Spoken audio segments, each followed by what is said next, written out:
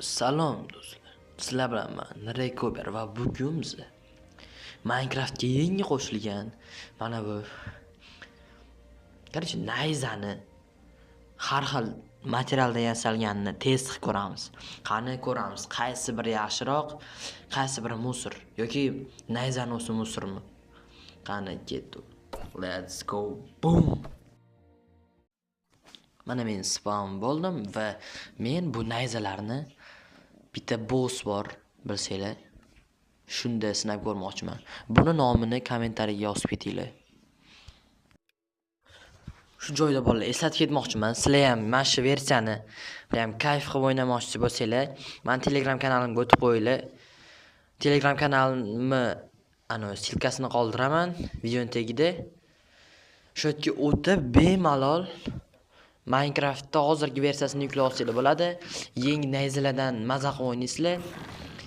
Neziritdan qolib kreativga o'tib, Telegram kanalimda yangi Minecraft versiyasini tashlab qo'yaman telefon uchun, Pocket Edition 1.131.14-versiya bu. Bu beta versiya bo'lgani uchun, lekin serverlarda o'yna olmaysizlar. Shuni ham ogohlantirib ketaman. Lekin Telegram kanalimda bu bor. Minecraft yangi chiqqan versiyasi bor. Men ham shunda kontent qilaman, prosta bu beta versiya. Yaqinda shunday oddiy versiyasi keladi, buni beta bo'lmaydi. Betani ham o'ynasa bo'ladi, lekin betani qiziq qolmaydi.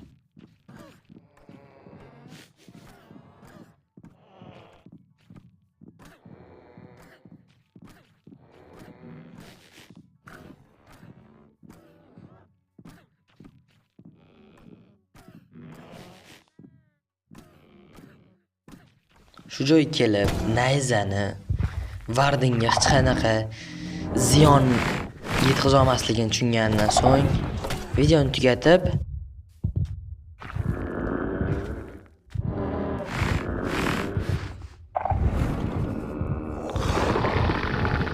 mana shu jo'jani bum qo'yib urib yubordim. Kayf qilganiga o'xshab. Mana shu joyda video o'z nihoyasiga yetdi, lekin